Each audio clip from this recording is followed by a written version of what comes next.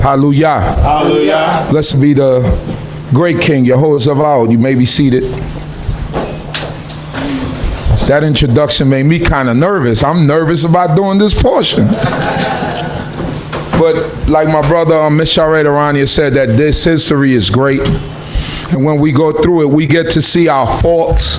We get to see our good, our bad.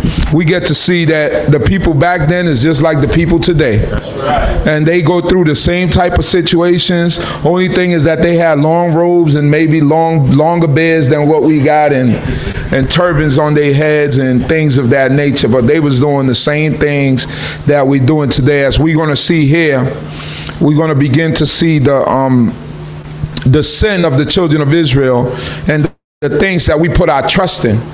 And one thing you have to remember and you have to keep in mind is that Yah always, the narrative of this whole Tanakh is that Yah wants us to trust him and trust him alone.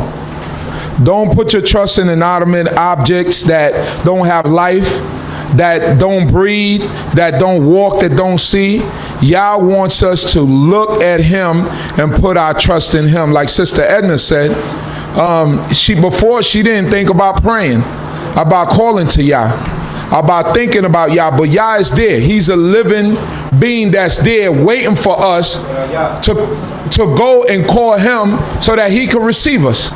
So we have to send up the supplications and the prayers to the Most High God so that he'll be able to receive us. So with that, we're going to begin.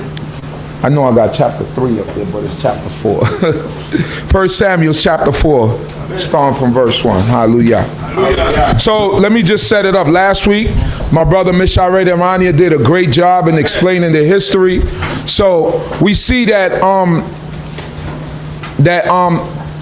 Eli, as we know him, Eli, that he wasn't, I don't think he was a wicked man.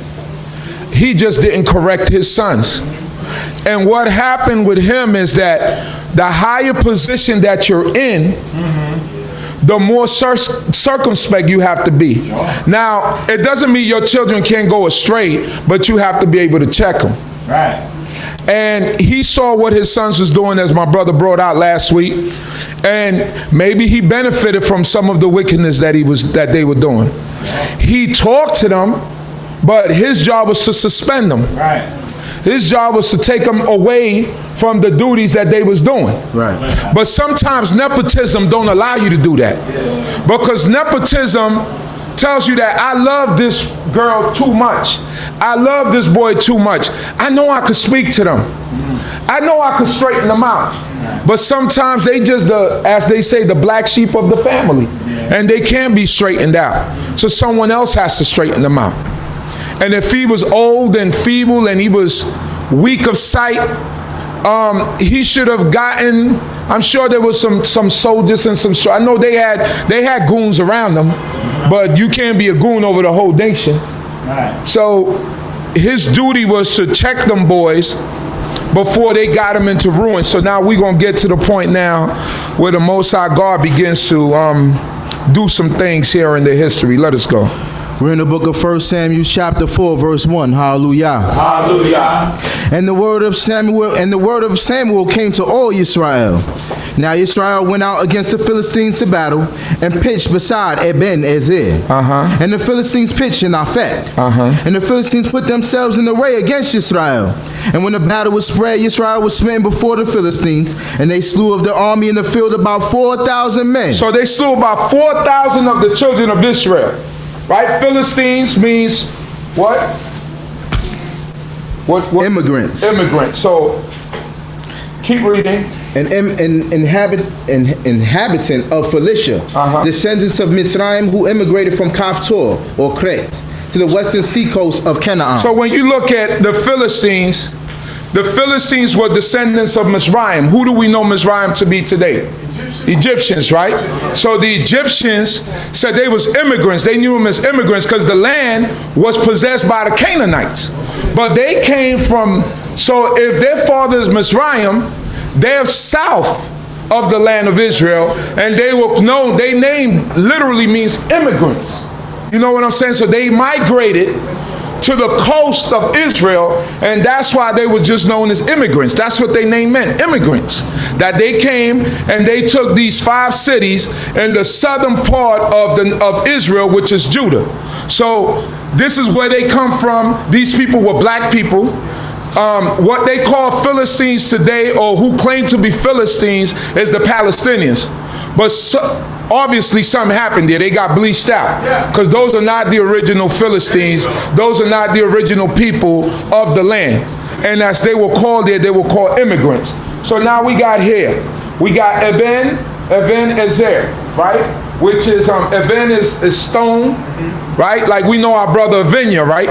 His name means stone of Yah. My stone is Yah, right? That's what his name means. So what we have here is the name Eben Ezer. Ezer means help. So where the Philistines set the battle in array was around this part, the stone of help, right? It's a memorial stone erected by Samuel to mark where God helped Israel to defeat the Philistines north of Jerusalem. So this is later in the history. And then we got here Apek, which is enclosure, a Canaanite city near Jezreel, a city in the territory of Asher, a city northeast of Beirut in Transjordan. So that's giving you the current geography of where the place is today. Read on, my brother. Verse 3. And when the people were coming to the camp, the elders of Yisrael said, wherefore hath Jehovah smitten us today before the Philistines? So the elders said, how is it that y'all lost 4,000 people? Y'all went out there, y'all let them beat y'all up? And let's hear what the people say. Let us fetch the ark of the covenant of Jehovah out of Shiloh unto us, that he may come among us and save us out of the hand of our enemies. You hear that? And save us out of the hand of our enemies. They put their trust in that ark of the covenant. Because the victory is not in the ark. The Most High commanded when Israel go to war, what? For the priests to come out. Bearing the ark. Right? Priests to come out and offer the city peace. They said, go bring the ark. The ark is an inanimate object. It's a box with some tablets in it. With a blossoming rod. That's all it is. It's not a living object. But the people were into idol worship. Remember, we just read in Judges that Micah made an idol. And that the Danites came over there, stole the Levite, and they took the idols. So the people were into idol worship. Yes, our forefathers, the ones that wore the long robes, the ones that still call upon Yahweh, just like our people do today. You go past some of these churches, you read some of the names on it. Ebenezer Baptist Church, right? Bethel, Mount Zion, all these names, just like our people did back then, they did it, they do it today. Let us go, my brother. Verse 4. So the people sent to Shiloh, and they brought from thence the ark of the covenant of Jehovah of hosts. Because the tent was there. So they sent to get the ark of the covenant because they put their trust in that inanimate object when there's a living God in heaven. Let us go. Who sitteth upon the cherubim, and the 2 sons of Eli, Hophni and Pinchas, were there with the ark of the covenant of God. The same nasty dudes that were sleeping with the women that were bringing up the offering after they got over their uncleannesses. So they're going to come out there, now they holy. They're going to step out and be holy and come out there with the ark, with whoever's carrying the ark, and they're going to act like they holy when they know they nasty. Right. They know they dirty. Right. We see it today. We see it with Israel today. Absolutely. Absolutely. Not saying that we perfect, but you see people that do nasty things, and then you're going to get up there and talk about God. That's right. This is what these guys were. I don't care that they were priests. They were wicked. You said that they were sons of Belial? Sons of evil. B'nai Belial. That's right. Sons of wickedness. Now they're going to come out here with the ark like to say, God is in this ark and He's going to protect us. But let's see what's happening here. 5. And when the ark of the covenant of Jehovah came into the camp, all Yisrael shouted with a great shout so that the earth rang. Yeah, the ark is here. We gonna win now. Yeah, the ark is here. Yeah. Like it's an amulet, like it's a source of power. Yeah. Because that's what they believed in. That's right. God said, he said, don't worship anything that's in the heaven above, that's in the earth beneath, or that's in the waters under the earth. Thou shalt not bow down thyself to them, nor serve them, for I, Yahweh thy God, am a jealous God, visiting the iniquities of the fathers upon the children, unto the third and fourth generation of them that hate me. They put their trust in a box. That's right. Because they said, hooray, the box is here. The power of God is in the midst of us. Yes, we got this now, but let's see what happened. And when the Philistines heard the noise of the shout, they said, what meaneth the noise of this great shout in the camp of the Hebrews? And they knew that the ark of Yahweh was coming to the camp. And the Philistines were afraid, for they said, God is coming to the camp. And they said, woe unto us, for there was not such a thing yesterday and the day before. You hear that? Woe unto us, because we know this God. This is the same God that defeated the Egyptians. So now the ark is being carried. They probably seen it from a mountain range. Because when they set battles in array, they will go into a plain. Right? So when they see the two cherubim on top of it, they thought that was God. They're scared. So they scared. They said, man, we ain't see them this confident for these past few days. And now they confident. And let's read on. Woe unto us, who shall deliver us out of the hand of these mighty gods?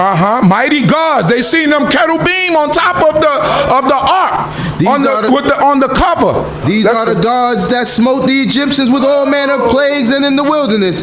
Be strong and quit yourselves like men, O ye Philistines. So the general had to say, man, be strong. Toughen up. Toughen up.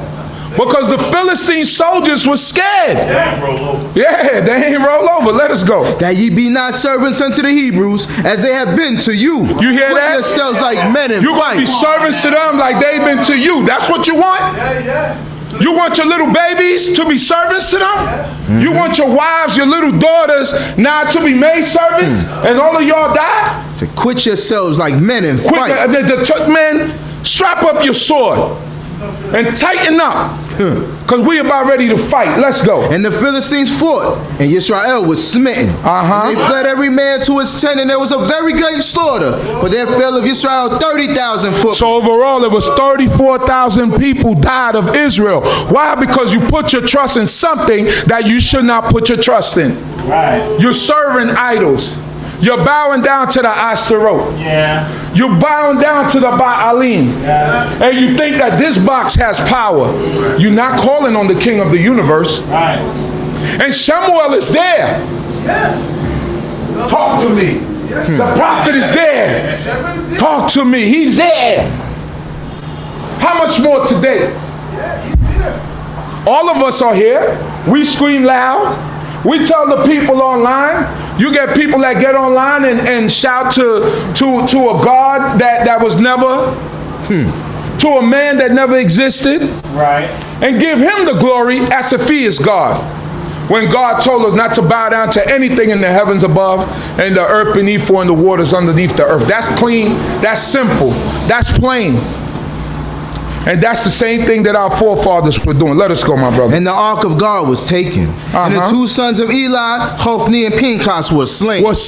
God don't play. That's right. The two sons of Eli were slain, as the man told them in 1Samuel chapter 2, verse 27 and 36. We're not going to go back there because I don't want to take up the time. But that man came and told him, said, they going to die. And you going to die because you didn't correct them. God said that. He said that to them. He said that to him.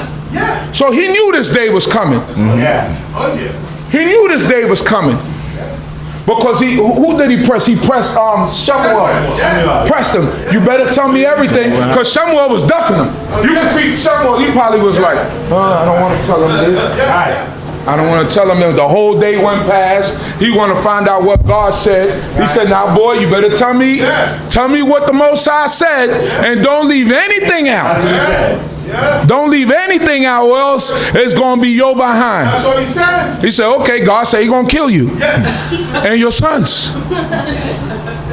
Like he said, it's God. Let it do as it feels. That's it. Let it be may it be what it will be. Let us go. And there ran a man of Benjamin out of the army, and came to Shiloh the same day with his clothes rent, and with earth upon his head. Was he a coward? I bet you like, yeah, oh. Did he run out of the front lines like cowardly? I don't know. Maybe not. Maybe not. So he ran from the lines, right? What is that there? Read that over. And there ran a man of Benjamin out of the army, and came to Shiloh. And came to Shiloh the same day with his clothes rent, and with earth upon his head. Earth upon the head. So let's go. And when he came, lo, Eli sat up upon his seat by the wayside watching. So Eli was watching. For his heart trembled for the ark of God. His heart trembled because he can't control them boys. From the beginning he was supposed to tell them, don't take that out there. Y'all crazy? The power of God is either with you, with that ark, or without. That's right. That's right. But he was afraid of them. Yes. You know what it is to make your parents afraid of you?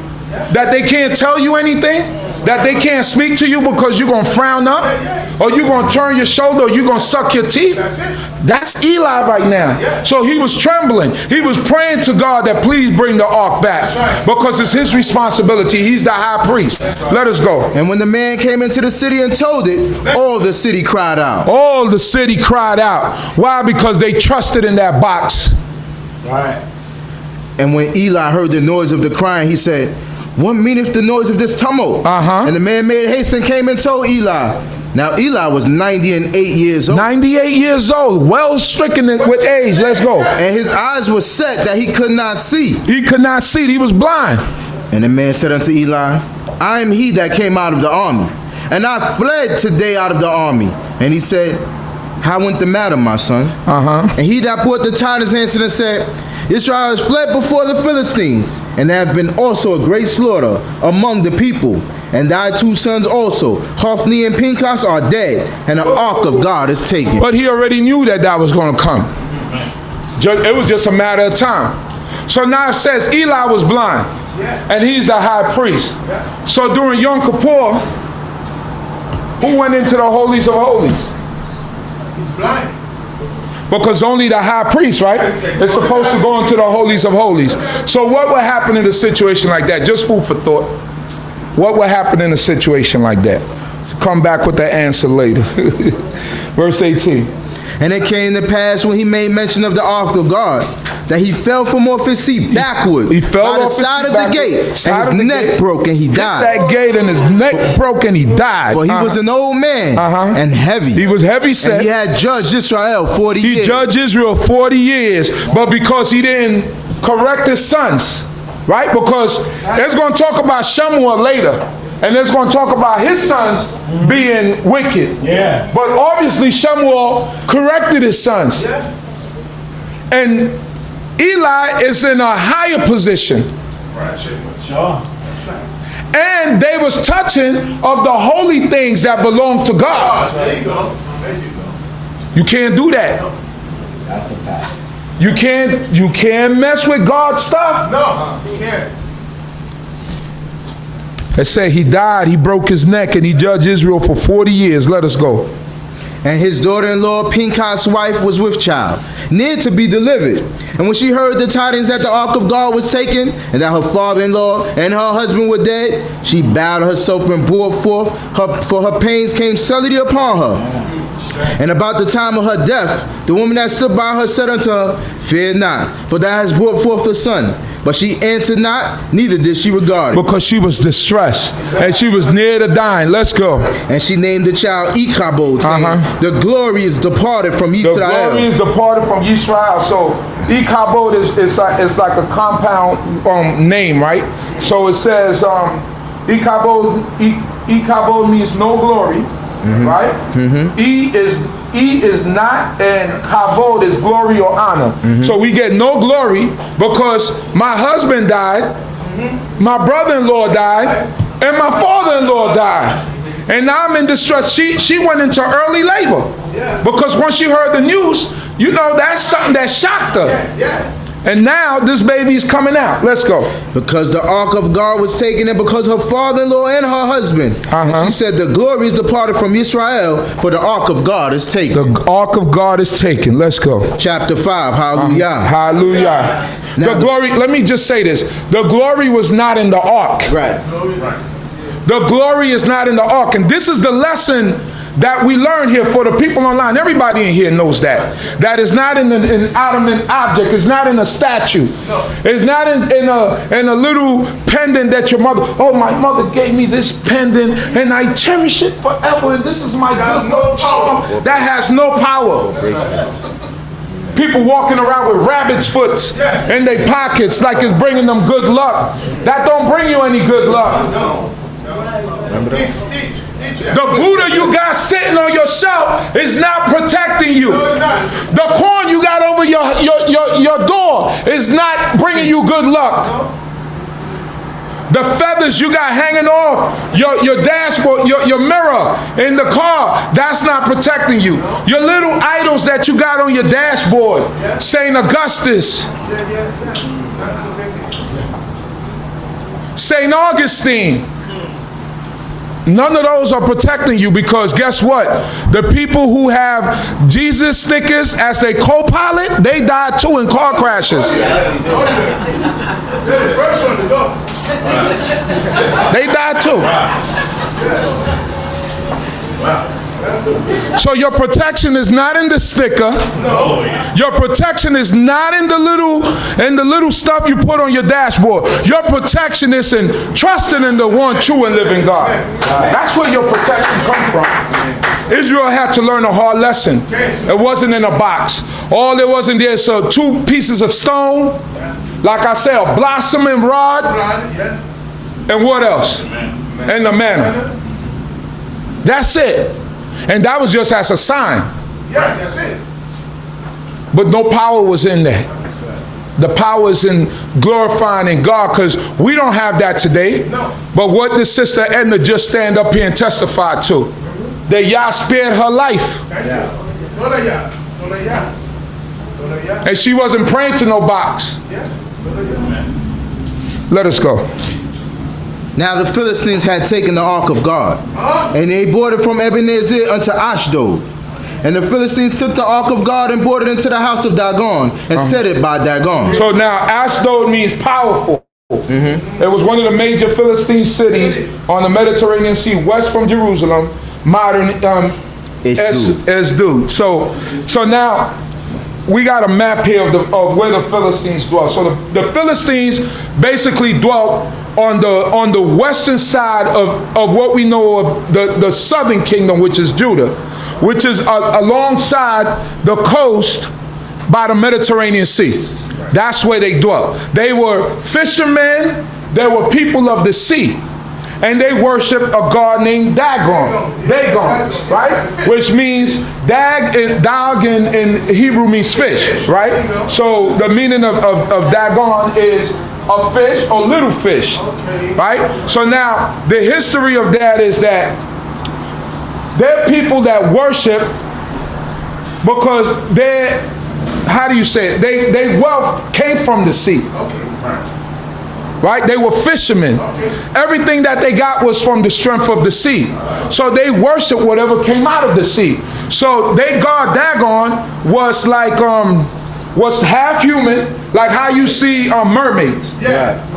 Right? So all the people from the Mediterranean coast, you got the Greeks, you got all of these people from Italy and all that, all they mythos, right? Have gods or goddesses that have people that are half men, half human, and half fish. So when you go to Greek culture, right, you got the Sirens or the mermaids, right? And these were women that supposedly in Greek mythology, these were women that seduced men. Right? Seduce men to have, to have affairs with them or whatever, and then kill them.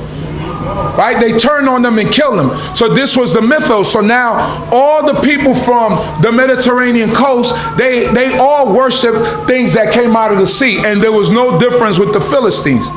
So Dagon was their god. He was half human and half fish. So when you see the picture of Dagon, here it is. This is the relics of Dagon. These are like drawings. I don't know if y'all could see it. If y'all could see it right there. He's like half human and half fish. And over here, it's another thing another drawing that they got of him. So this is the drawing of the relics. Right? So what we called them was Israel. What we called them, recognized him as, was Dagon. Because he was a fish. Let us go. And when they of Ashdod arose early on the morrow, behold, Dagon was falling upon his face to the ground before the ark of Because they put the ark in there now. It's like a trophy case, right? Oh, we got y'all God, so we're gonna put him in the house of our God, right? Because it means the house where they hold their God is called Ashdod, right? Which means powerful, right? So now, it's symbolism. We defeated them. We took their God and we're going to put it in the house of our powerful God. Let us go. And they took Dagon and set him in his place again. They set him again. The first time he fell on his face, they set him again. Set him back up. Yeah, we're going to, perhaps that was by chance. Some strong wind went past and he fell. But now God going to show you who the power lies in. Let's go. And when they arose early on the morrow morning, behold, Dagon was falling upon his face to the ground before the ark of Yahweh. And the head of Dagon and both the palms of his hands lay cut off upon the threshold. Only the trunk of Dagon was left. You ain't going to erect him anymore. It's symbolism. You're going to bow down. It's symbolism. You're going to bow down. You're going to bow down. You're going to bow down to God.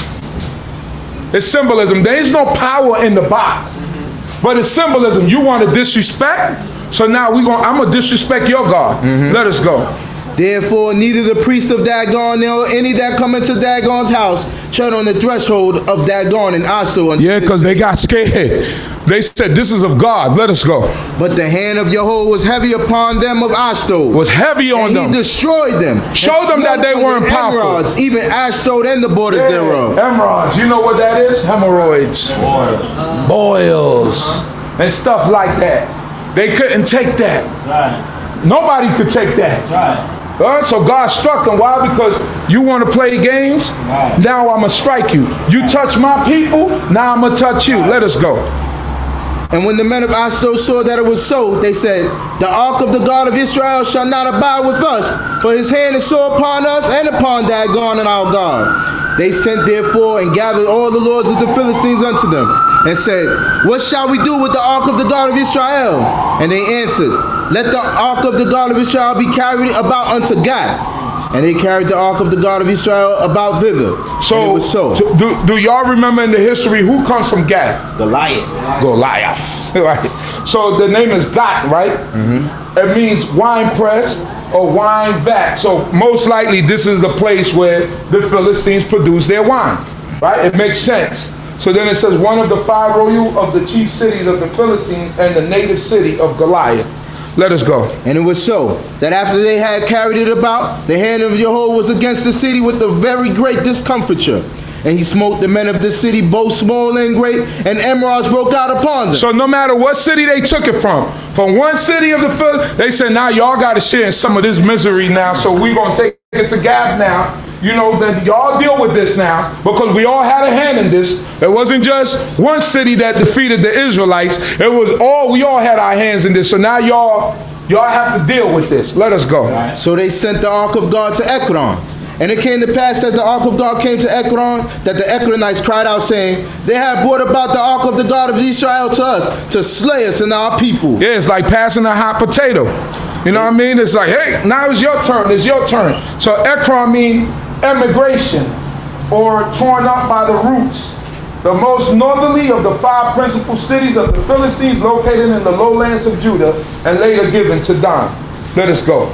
They sent therefore and gathered together all the lords of the Philistines, and they said, Send away the ark of the God of Israel, and let it go back to its own place, that it slay us not and our people. You hear that? Send it back to their own place, so it slay not our people. They figured it out. They said, since this thing been here, we ain't been having too much of a good time. Right. So let's send this stuff back. Let us go. For there was a deadly discomfiture throughout all the city. The hand of God was very heavy there, and the men that died not was, and the men that died. And the men that died not were smitten with emerods, and the cry of the city went up to heaven. It went up to heaven. They were crying out. Let us go. Chapter 6. And the ark of Yahweh was in the country of the Philistines 7 months. It was there 7 months. Can you believe that? That place was stinking. Boils and people dying daily. This is the plague that God put on them for messing with him. Let's go. And messing with his people. Let's go. So even in our wrong, God still defends us. Like Chief Kohath read this morning with Balak and Bilam. Where he had to get up there and say, we see no wrong in Israel. That was a lie, because we was mumbling against God. We was murmuring against God. We were murmuring against Moses and Aaron. We was murmuring against anything that we could murmur against. We did that. So it shows us that the Most High still has mercy for his people, and he still fights our battles even when we in our wrong frame of mind. He never lets his people fall to the ground. Let us go. And the Philistines called for the priests and the diviners, saying, what shall we do with the ark of Yahweh? Yeah, they called for us wherewith we shall send it to its place. They called for their clergy. Let us find out what we should do with this, because this is happening. This is running rampant through the whole Israelite city, to all the Israelites, the Philistine cities. Let us go. And they said, if ye send away the ark of the God of Israel, send it not empty, but in any wise return him a guilt offering. A guilt offering. And he shall be healed, and it shall be known to you why his hand is not removed from you. It would have been just enough to send it back, but they figured in their mind, listen, their God is really angry with us, so we need to send back a guilt offering. They had some common sense. They said, listen, we got to send back something, some type of gift or something to show that we understand that we mess with the wrong God, and we're going to send this box back. Let us go. Then said they, what shall be the guilt offering which we shall return to him? And they said, 5 golden emeralds, and 5 golden mice, according to the number of the lords of the Philistines. For one plague was on you all, and on all your lords. They said, send them. I could never picture this. 5 golden emerald mounds that look like tumors, you know, and 5 golden mice. But this is what they came up with, because they used to idol worship. They used to doing things like this. Let us go. Wherefore ye shall make images of your emeralds and images of your mice that mar the land. And ye shall give glory unto the God of Israel. Peradventure he will lighten his hand from off you, and from off your gods, and from off your land. Wherefore then do ye harden your hearts as the Egyptians and Pharaoh hardened their hearts? When he had wrought among them, did they not let the people go and they departed? So they knew the history. Remember, their ancestors. They're the lineage of Mizraim. Descendants. So they know what time it is. They know the history. They know what's going on. They said, don't harden your hearts. Because remember what God did to Pharaoh and to the Egyptians. And what did God do to them? He destroyed the army of the Egyptians. So don't harden your hearts. Let us go. Verse 7. Now therefore take and prepare you a new cart, and 2 milked kine, in which they have not came yoke, and tie the kine to the cart, and bring their calves from home from them. And take the ark of Yahweh and lay it upon the cart, and put the jewels of gold which ye return him for a guilt offering in a coffer by the side thereof, and send it away that it may go. And see, if it goeth up by the way of its own border to Beit Shemesh, then he have done us this great evil. But if not, then we shall know that it is not his hand that smote us. It was a chance that happened to us. The significant thing about the milk kind or cows is that when a cow just finished having babies, just like any mother, right? If you separate the babies from them, they're going to always yearn and look for their babies, right? So this is the significant reason why they say take 2 milk cows, meaning cows that are breastfeeding, for lack of a better word. So at this point they say get them, put the ark on a cart, tie the cart to the cows, and then if they go up to the way of Beth Shemesh, which is the border town of Judah, right? Then we know that this is of the Lord, because a milk cow will be coming back for her calf. But if that milk cow goes the opposite way, then we know that this is of the Lord. But if not, if that milk cow comes back, then we know that this is not of the God of Yisrael. Right. And let's see what happens. Verse 10. And the men did so, and took 2 milch kine, and tied them to the cart, and shut up their calves at home.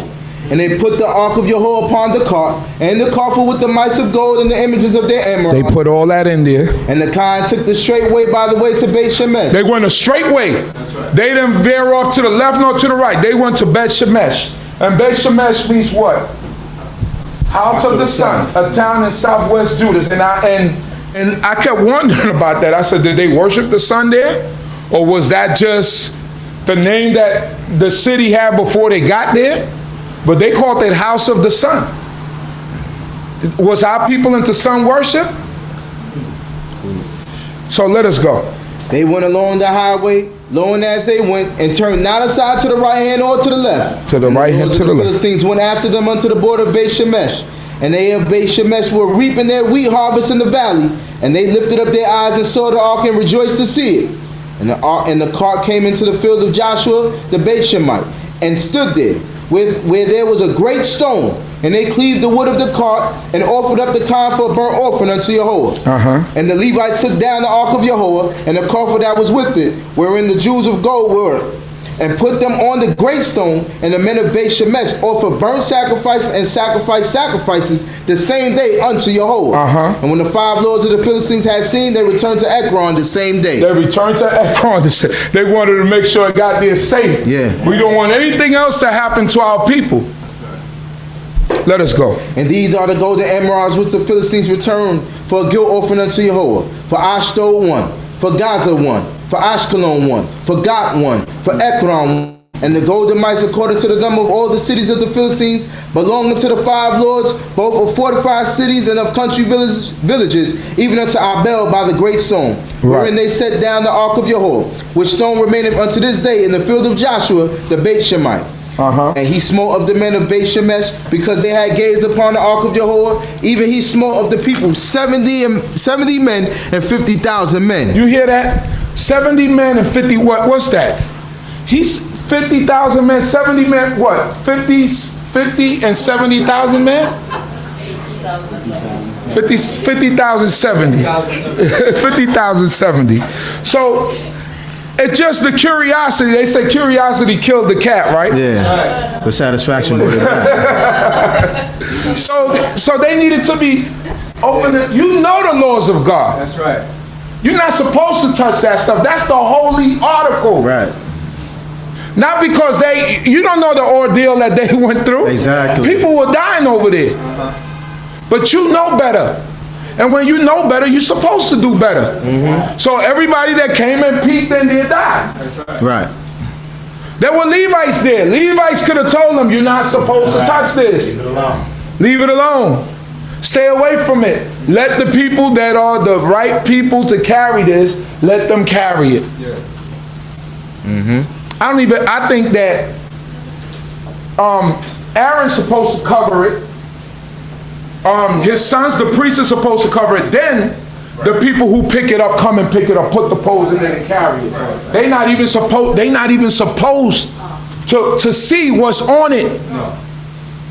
It's supposed to be covered. And then they put the staves in it and they pick it up and walk away with it. They put it down in this place, and then, which is the Kohathites, they carry it, and then they come, the priests come, uncover it, and let it be out.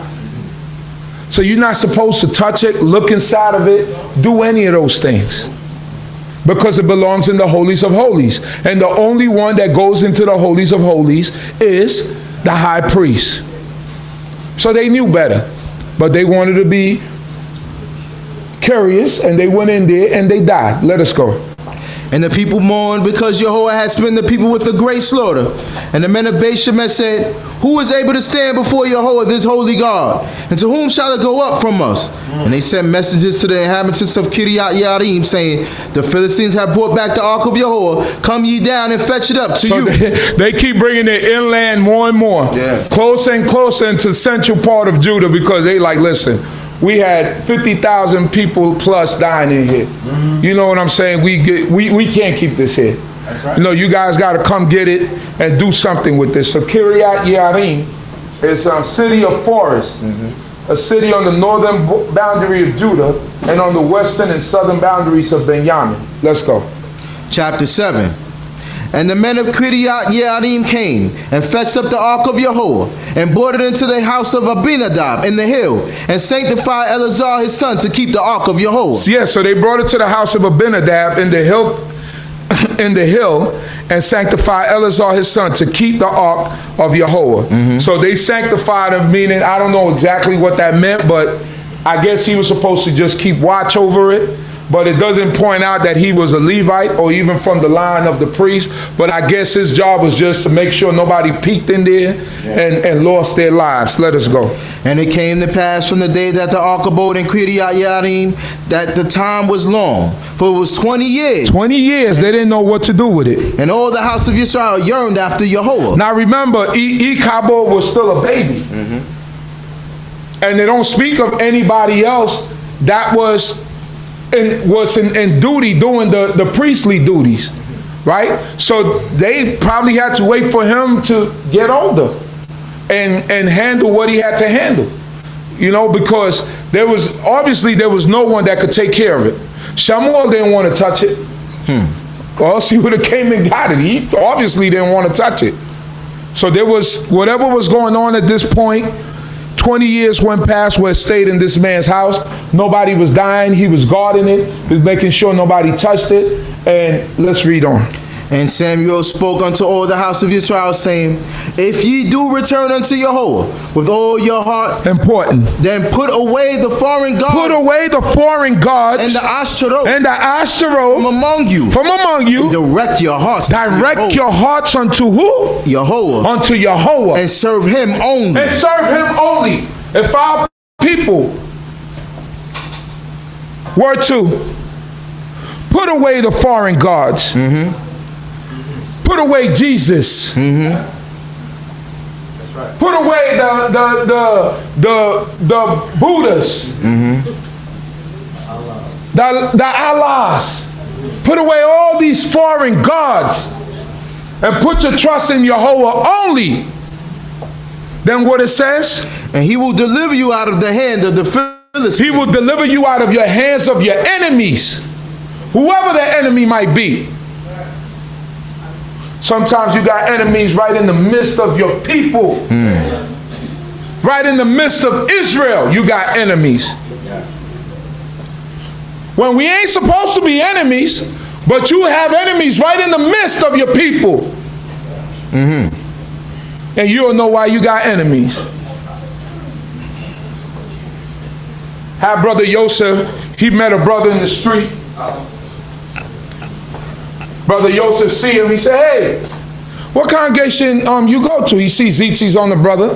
Brother said, no, what congregation you go to? He said, well, I go to D.C.B. So he said, oh, you go where Chief Uzziel go? He said, yeah. Oh, I hate and despise Chief Uzziel. That's the kind of stuff that's going on in Israel. You don't say. Hate and despise me. Obviously, he ain't read the Torah.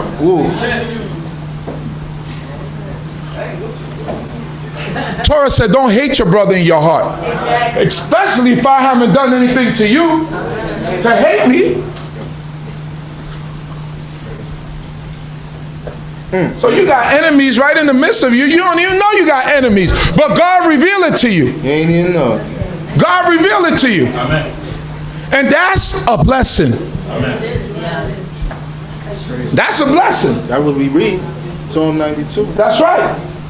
So, you're here to desire your enemies. That's right. That's a blessing. So this is the kind of stuff that's going on. This is the kind of stuff that people are into. This is the kind of stuff Israel is into. How can you hate your brother in your heart? How can you despise your brother and your brother hasn't done anything to you? You got a lot to learn. Maybe you a big dummy. Maybe that's what you is. That's what Fred Sanford used to call Lamont, right? Yeah. You big dummy. Big dummy. Go read some more Torah. Go read some more Torah. Because Torah guides us and teaches us. Amen. Torah gives us guidance. Torah protects us against ignorant statements like that.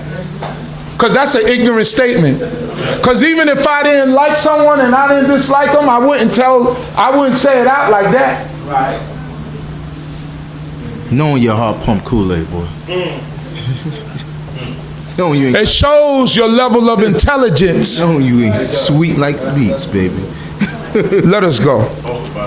Then the children of Israel did put away the Baalim and It said they put away the Baalim and the Ashtaroth. They had as they said, an epiphany, a moment of clarity. Right. They said, we're going to serve Yahweh and Yahweh alone. Imagine if our people did that today. Yeah. They put away all that, came out of all them churches. That's my dream, that our people come out of all them places of worship and worship only Yah. Imagine that. We'll be back in the land the next day. That's right. Yah will answer our prayers. A unified prayer. Let us go. And they put away the Baalim and the Asherah and served Yahweh only. And they served Yahweh only. Let's go. And Samuel said, gather all Yisrael to Mizpah. Samuel said, gather all Israel to Mizpah. And I will pray for you unto Yahweh. And I will pray for you unto Yahweh. Let's go. And they gathered together to Mizpah and drew water and poured it out before Yahweh and fasted on that day. And said there, we have sinned against Yahweh. And Samuel judged the children of Israel in Mizpah. They drew water and poured it out before Yahweh like an offering. Meaning they wasn't going to drink or eat anything. They were going to fast before the Most High. Let us go. And when the Philistines heard that the children of Israel were gathered together to Mizpah, the lords of the Philistines went up against Israel. They confident. We've been whipping they behind. So we're going to gather ourselves together and we're going to whip up on them again. Let's go. And when the children of Israel heard it, they were afraid of the Philistines. They were shook. Let's go. And the children of Israel said to Samuel, cease not to cry unto Yahweh our God for us, that he save us out of the hand of the Philistines. Yeah. That's what a weak spirit and a weak mind does. You get shook. You start shaking in your boots. Yeah. So please, keep praying to Yahweh for us because we're afraid of the Philistines. But let's see what happens. And Samuel took a sucking lamb and offered it for a whole burnt offering unto Yahweh. And Samuel cried unto Yahweh for Israel, and Yahweh answered. And Yahweh answered. Yeah. So start doing right and Yahweh will answer. That's right.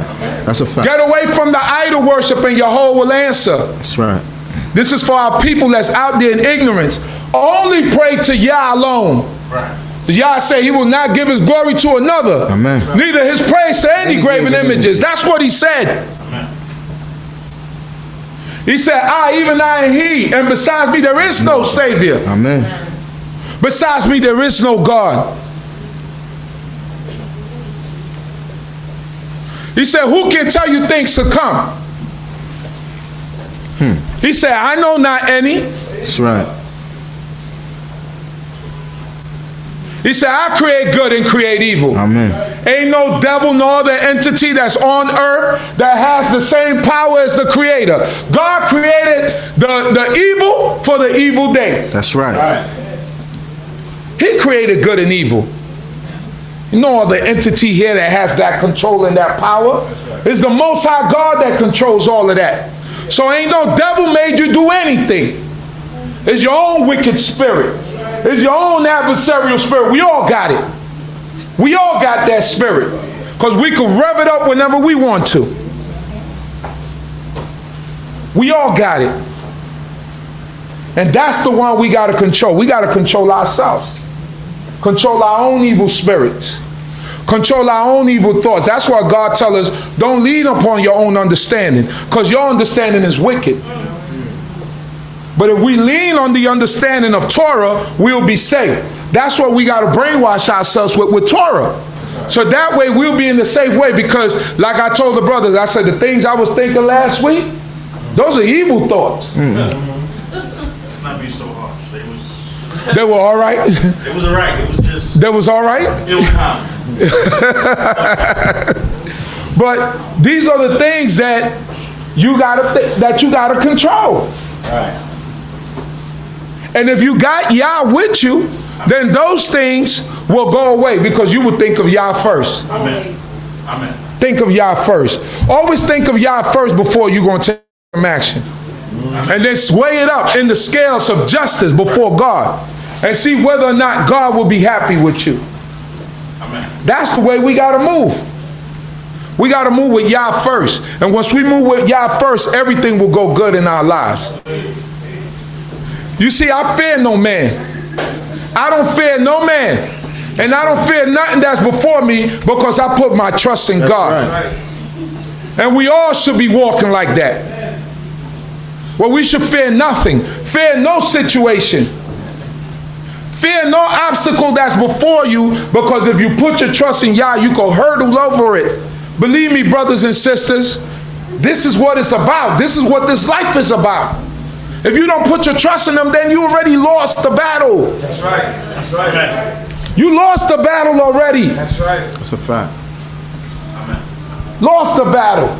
Stay strong. Stay firm in your trust in the Creator. Let the Most High God strengthen you. Man can't strengthen you. Your husband can't strengthen you. Your wife can't strengthen you. Your kids can't strengthen you. Only Yah can strengthen you. Pray to Yah. All the time. When you want something, pray to Him. Are you sincerely praying? When you really want something, are you fasting and asking God for it? Because we read about, who was it? Hannah, right? Samuel's wife, right? Elkanah's wife. Samuel's mother. She was barren. She was. Penina used to laugh at her. What happened? With an old dried up tree, huh? Tony Montana told her, your womb is polluted. You can't even have a baby.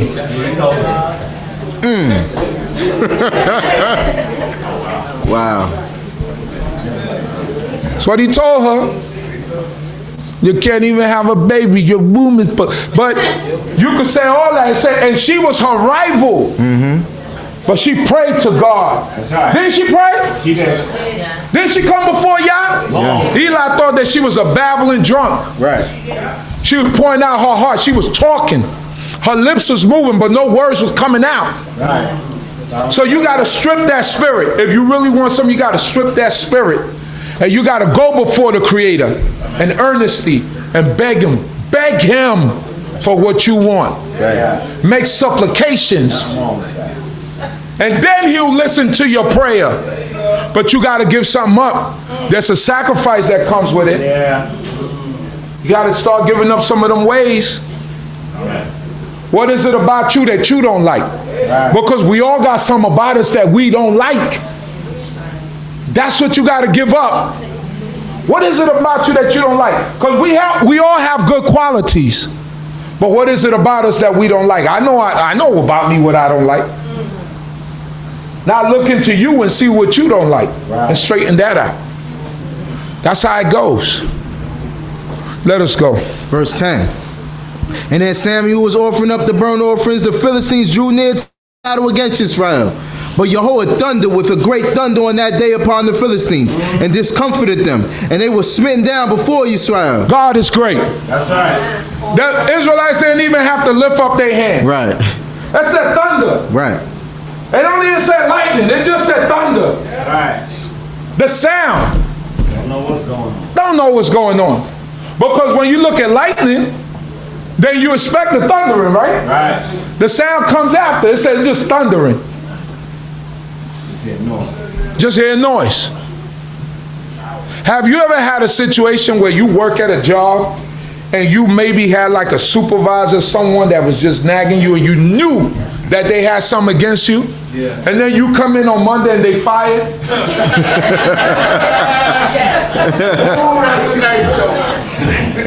They fired? They gone? You be like, what happened to Harry? Oh, Harry got fired. Tell you something. He was embezzling money out of the company. Because he's dirty Harry.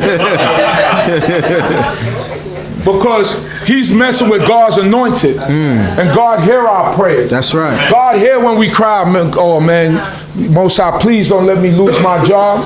I got to take care of my family. And this man right here, he's coming against me. And he's doing this and he's doing that. Come in. Harry gone. Tell me God ain't great. It happens. That's the way God moves.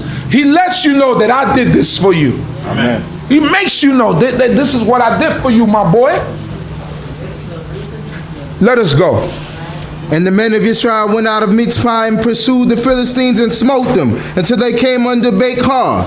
Then Samuel took a stone and set it between Mitzpah and Shem, and called the name of it Ebenezer, saying, hitherto hath Jehovah helped us.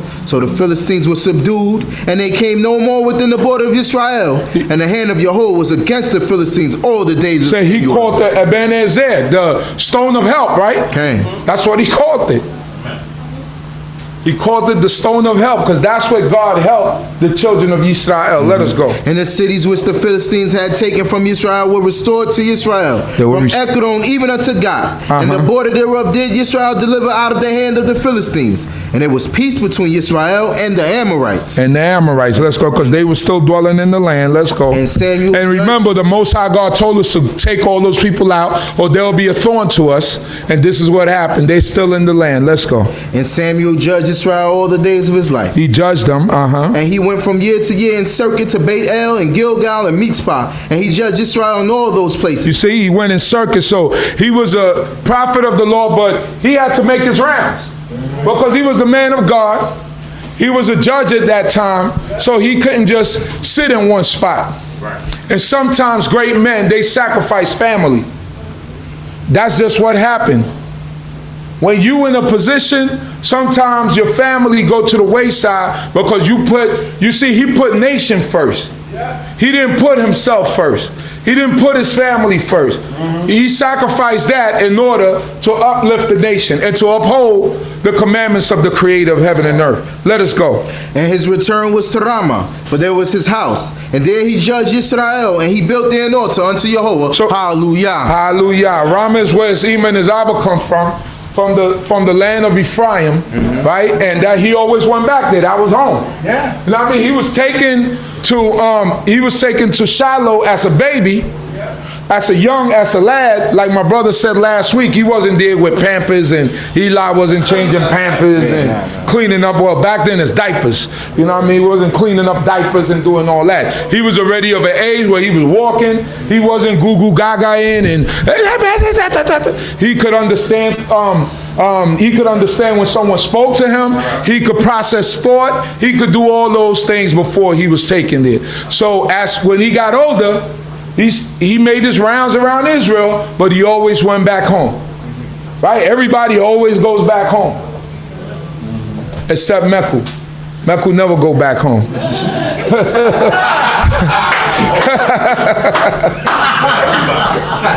Started off, finish it off. You ever been back home, Meku? He gotta go. Blessed be the Holy One of Yisrael. We thank the Most High Creator of heaven and earth for all things and everything. I thank Yehovah for my life. I thank Yehovah for this. Who's going up next week? Who's next? Up. You don't have a list yet? We'll figure it out. All right. So this history is beautiful.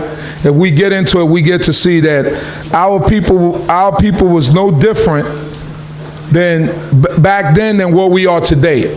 And it's the same thing that happens over and over and over and over again. So we thank the Creator of heaven and earth for this day. And we thank the Most High God for food, clothing, and shelter. We thank the Most High God for the holy Shabbat day.